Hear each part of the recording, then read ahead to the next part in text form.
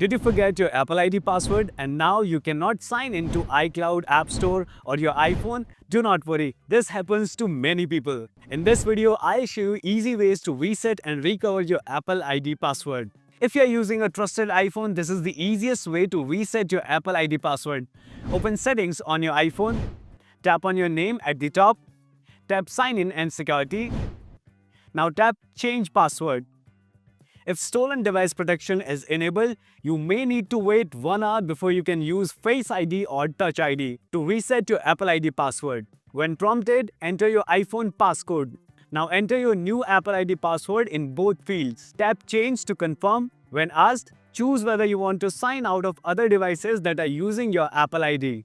And that is it. Your Apple ID password will be updated. If this method does not work for you, you can reset your password using Apple's website. Open a browser and go to iForgot.apple.com. Click Reset Password. Enter your Apple ID email address. Complete the security check and click Continue. Now follow the on-screen instructions and set a new password for your Apple ID. And that is how you can change or recover your Apple ID password if you forget it. If this video helped you, let me know in the comments. And do not forget to like this video, subscribe for more simple tech tutorials, and share it with anyone who needs help.